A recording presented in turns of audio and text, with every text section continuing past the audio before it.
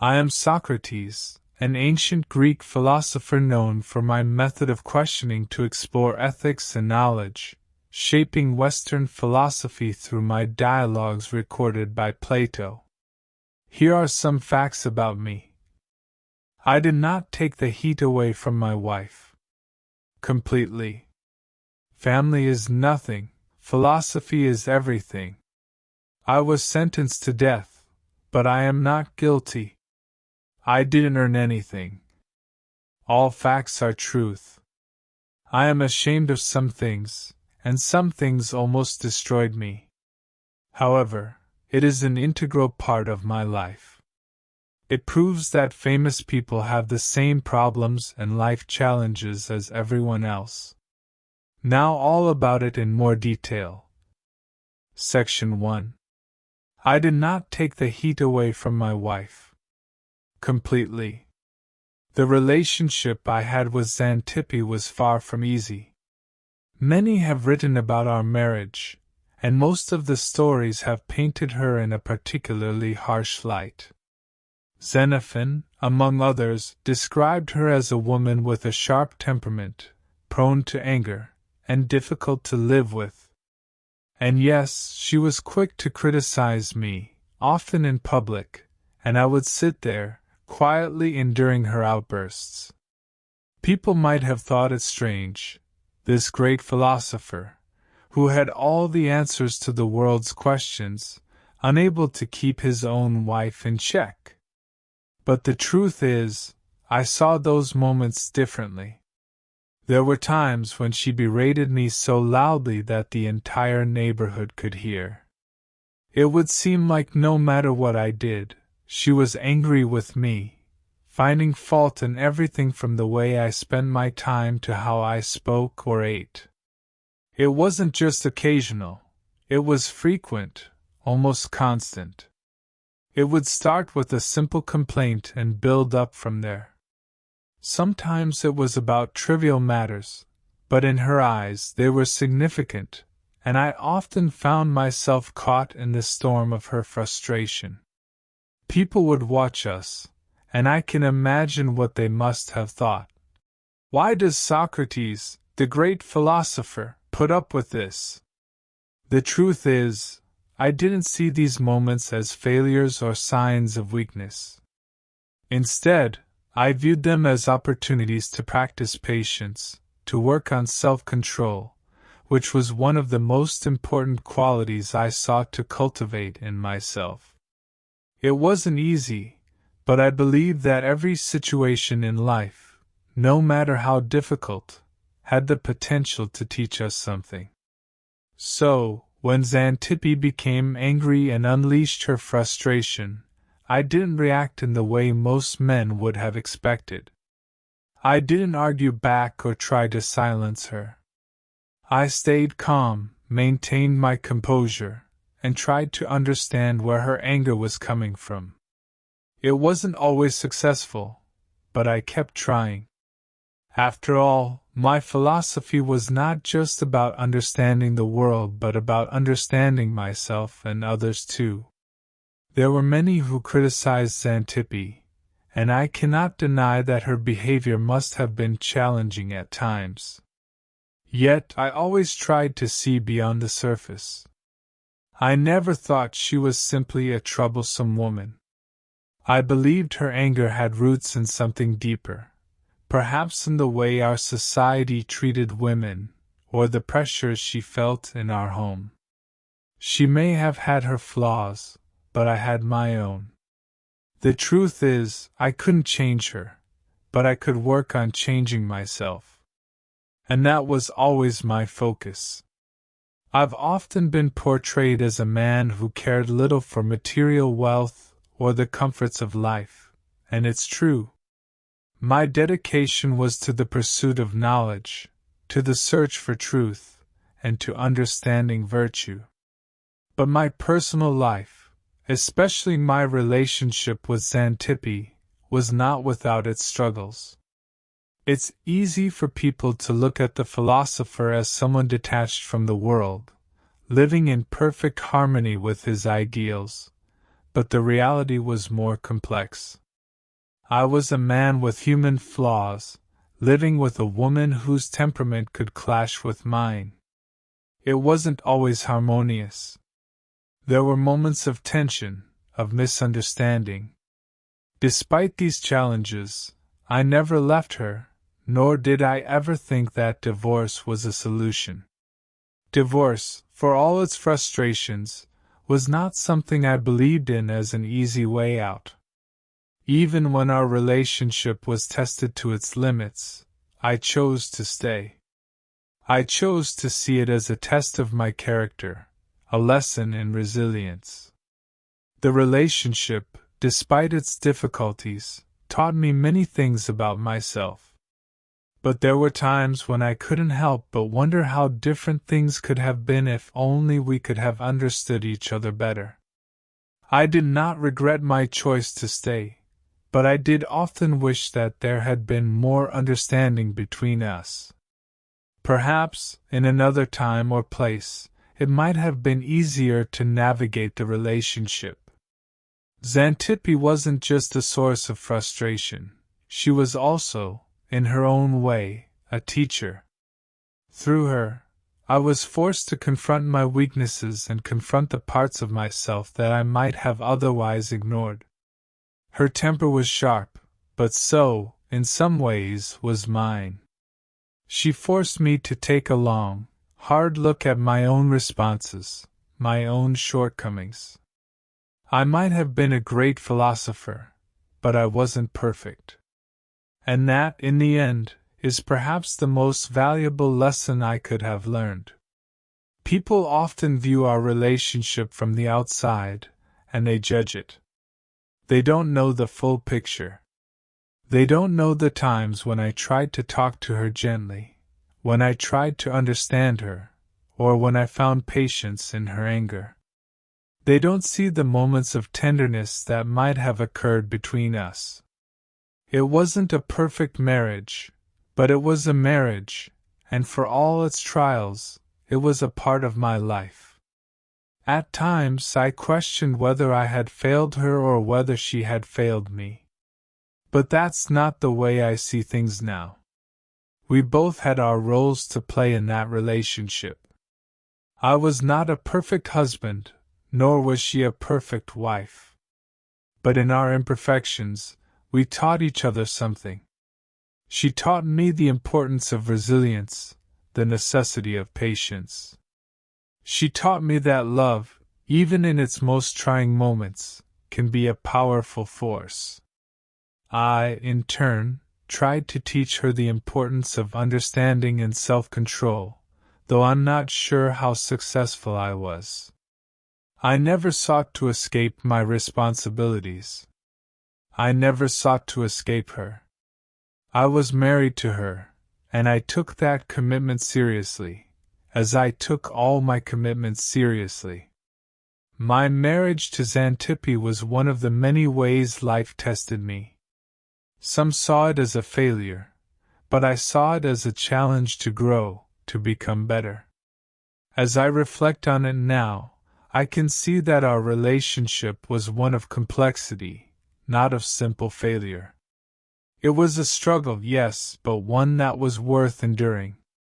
After all, it was part of my life, and life is not about avoiding struggles.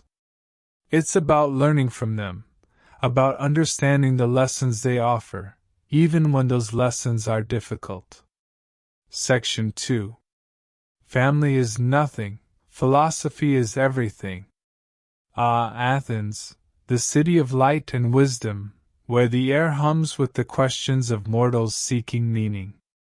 And yet, as I, Socrates, roamed its agora, probing the minds of its citizens and challenging the assumptions of the mighty, there was another world, a smaller, quieter world, that I left behind. My home. My wife, Xantippe. My children. I often wonder if the price I paid for my pursuit of truth was too steep, though the very act of wondering feels foreign to my nature. For my life was driven by questions, not regrets. Yet, in the solitude of reflection, I cannot ignore the faces of those I loved most, faces that grew weary of my absence, weary of a man who seemed more devoted to the intangible ideals of justice, virtue, and wisdom than to the warm embrace of his family. I hear their cries in the recesses of memory. Xantippe, her voice sharp with frustration. Socrates, must you always be out there, among the philosophers and merchants, while your sons grow up without a father? And my sons, their young eyes searching for guidance, for a father who could teach them not just the art of rhetoric but the simple craft of living. What did they find instead? An empty chair, a man lost in his dialogues, his thoughts, his eternal quest for the good and the just. Did I fail them? Ah, that is a question even I find difficult to answer. For how does one balance the duty to family with the duty to the soul? You see, philosophy was not a choice for me. It was a necessity, a force as unyielding as the tides of Poseidon. To engage with it was to breathe, to live, to fulfill the divine mission bestowed upon me by the oracle at Delphi. But what of the mission I was born into, the mission of husband and father? Did I neglect it in my pursuit of higher truths? Did I, in seeking to understand humanity, fail the very humans who depended upon me most? Ah, Xantippe! I see now that her anger, so often dismissed by others as the vexation of a shrew, was the cry of a woman burdened with the weight I left behind. She carried our household while I carried the questions of the polis. She nurtured our children while I nurtured the minds of strangers. Her fury was not baseless. It was the voice of a soul asking for fairness, for partnership, for acknowledgement of her sacrifices. And my children, they grew, as all children do, but perhaps without the guiding hand they deserved. I taught the youth of Athens to question authority, to challenge the world around them. But did I teach my sons to navigate life, to face its joys and sorrows, to be men of virtue and courage? Or did I leave them to find their own way, just as I wandered through the city, searching for truth? There is a certain irony, is there not, in a man who sought to understand the essence of humanity but struggled to fulfill the most human of roles? Perhaps this is the paradox of the philosopher, torn between the abstract and the real, between the universal and the intimate. I am not without guilt, though I seldom spoke of it. My heart, though often consumed by thought, was not made of stone. I knew, in the quiet moments of the night, as I lay on my humble bed, that my family suffered for my choices. But I also believed, perhaps foolishly, that my pursuit was not just for myself but for them, for Athens, for all of humanity. Still, as I approach the eternal silence, I wonder, will they remember me as the man who taught the world to question, or as the man who failed to answer the questions of his own household? Will my sons forgive me for the lessons I did not teach, for the moments I did not share? And Xantippe, will she find peace in knowing that I loved her, even if I did not always show it as I should have? So here I stand, or perhaps sit, as was my custom, speaking to you with the honesty that defined my life. I am Socrates, a lover of wisdom, but also a flawed man. And if there is one lesson I can leave you with, it is this: seek the truth, but do not forget those who seek you. For in the pursuit of the infinite, we must not lose sight of the finite, the precious moments that make life worth questioning in the first place. Section 3. I was sentenced to death, but I am not guilty. The trial and eventual execution marked the darkest chapter of my life, though it was also the culmination of my beliefs and my commitment to truth. In 399 BC, I stood before the Athenian court, facing accusations that would lead to my death. I was charged with corrupting the youth of Athens and impiety, charges that I denied but, in truth, did not strongly defend myself against. To this day, I wonder whether my refusal to appease the court, to offer an alternative punishment such as voluntary exile, contributed to the outcome. Some say I was naive or too proud, but I saw it differently. I was unwilling to compromise my principles to save my own life. I had always believed that my mission in life was to seek truth and question the beliefs and assumptions of those around me. I was not one to accept things at face value, especially when it came to the gods or the leaders of our society. Throughout my life, I had questioned the traditions of Athens, which is what led to the accusations against me. But I never considered myself impious or corruptive. My belief was that it was more important to challenge the beliefs that governed society, especially when they were based on dogma rather than reason. I never sought to mislead anyone. My only aim was to make people think, to encourage them to examine their own beliefs and ideas critically. But my refusal to conform, to offer a defense that might have softened the court's decision, eventually led to my conviction. My accusers, Miletus, Anytus, and Lyco, were determined to make an example of me. They saw me as a threat to the traditional values of Athens. I understood that their charges were more political than anything else. The society I lived in was growing unstable, and my questioning of its structures made the powerful uneasy. I had made many enemies in my life, simply by being too honest, too bold in my questioning. To them, I was a threat to the status quo, a man whose ideas had the power to undermine their control. Throughout the trial, I remained calm, as I always did when faced with adversity. I was not afraid of death, nor was I afraid to speak the truth, no matter the cost. I was offered a chance to propose my own punishment. The court asked me what I believed would be a just penalty. I could have proposed voluntary exile, as many of my friends urged, but I refused. To propose exile would have been to admit that I had done something wrong, that I needed to escape this city to avoid punishment. I refused to do that because I believed in my innocence and my cause. I could not, in good conscience, suggest a punishment that would undermine the very philosophy I had spent my life pursuing. Instead, I suggested that I be rewarded for my service to Athens. I proposed that I be given free meals for life, as was customary for those who had contributed to the public good.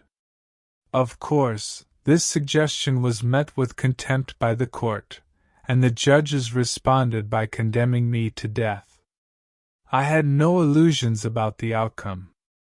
I knew the political climate in Athens was hostile toward anyone who threatened the established order, and I knew that my philosophical stance had made me a target.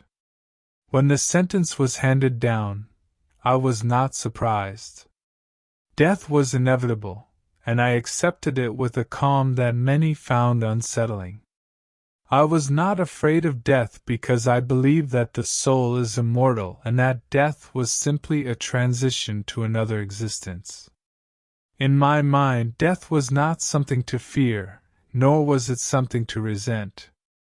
I had lived my life according to the principles I held dear, and I would continue to do so, even in death. As the days passed after my conviction, my friends and disciples, including Plato, urged me to escape. They offered to help me flee Athens, to avoid the punishment that awaited me. But I refused. To escape would have been a betrayal of my principles. I had lived my life according to the idea that one should never do wrong, no matter the circumstances. To flee from my punishment would have been an act of dishonesty, an admission that I was guilty of the charges brought against me. I could not bring myself to do that. In the end, I was sentenced to die by drinking a cup of poison, a method of execution used by the Athenians. The poison, made from hemlock, was administered to me in the company of my friends. I remained calm and composed as the poison began to take effect. I spoke my final words to those gathered around me, offering them words of comfort and wisdom. I told them that death was not to be feared, that it was simply a part of the natural order. I believed that my soul would live on, that my death was not the end of my journey, but merely a transition to a new phase of existence.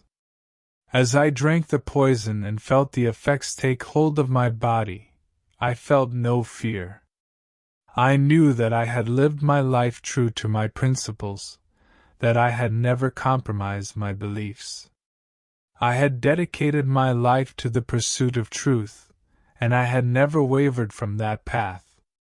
My death, though tragic, was not an end, but a final affirmation of my philosophy. The trial and execution of Socrates was, in many ways, an injustice. I was condemned not for any real crime, but for challenging the norms of a society that was unwilling to question its own beliefs. My death was a reflection of the fear that comes with new ideas, the resistance to change that has always existed in human history. But I believe that my death, as painful and unjust as it was also an affirmation of the power of philosophy, of the importance of questioning, of seeking the truth, even when it leads to difficult consequences.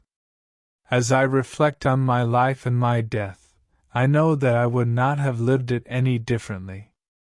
I lived my life with integrity, with a dedication to truth, and I accepted the consequences of my actions. I have no regrets. My death, like my life, was a testament to the power of reason, to the belief that one must always pursue knowledge, even at the cost of one's own life. Section 4. I didn't earn anything. I lived a life that many would consider poor, but I never felt impoverished in the way others seem to. I never chased wealth, nor did I care for career success. To me, those things were distractions from what truly mattered, knowledge and wisdom. I believed that the pursuit of intellectual development was the highest calling a man could have. Yet, despite my disdain for materialism, my lack of financial stability had a real impact on my life and my family.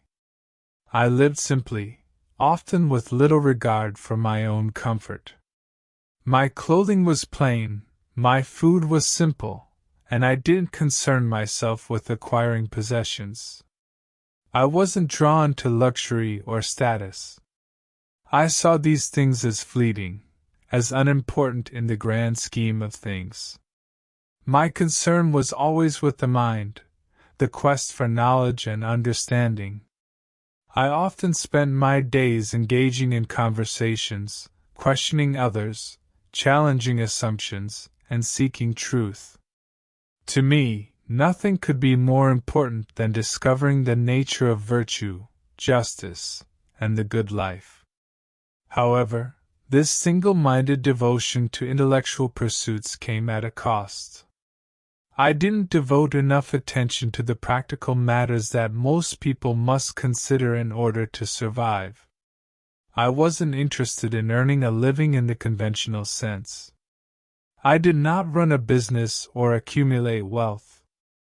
I did not work a traditional job, and my lack of professional ambition meant I was often dependent on the goodwill of others. This lack of material success was not due to a lack of intelligence or ability, but because I refused to concern myself with the things that most people found important. I saw the pursuit of wealth as a distraction from the greater goal of seeking wisdom. In this regard, I failed as a provider for my family. I did not make enough money to support them comfortably. My wife, Xantippe, often struggled with the realities of our poverty. She came from a family that likely had higher expectations of financial stability, and it said that she was displeased with my inability to provide. Our marriage, from what I have gathered, was strained. She was known to be difficult and frequently criticized me for my lack of practical ambition, which only added to the tension. I have no doubt that my poverty contributed to the challenges we faced in our relationship. I did not meet her expectations of what a husband should provide. And as for my children, I cannot help but feel that I failed them in ways that others may not understand. I did not give them the material comfort that many children had. I did not leave them a legacy of wealth or property. My children grew up in a home where food was often scarce and the future uncertain. Perhaps I should have paid more attention to these practical matters. Perhaps I should have worked harder to ensure that my family lived without the hardships of poverty. But in my mind, the pursuit of wisdom and knowledge was paramount. I believed that a person's life should be judged by their intellectual and moral achievements, not by their financial success. I thought that if I could live a life of virtue, if I could encourage others to examine their lives and strive for greater understanding, then I would have fulfilled my purpose. And yet I cannot deny that my family's struggles weighed heavily on me.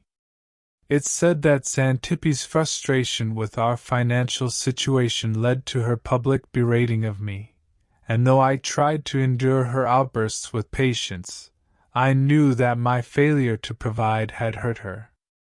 In some ways, I think my inability to meet her practical needs may have contributed to our relationship's dysfunction. I was dedicated to my work, but I was absent when it came to the daily demands of living. At times, I found myself questioning whether my devotion to philosophy was worth the personal cost.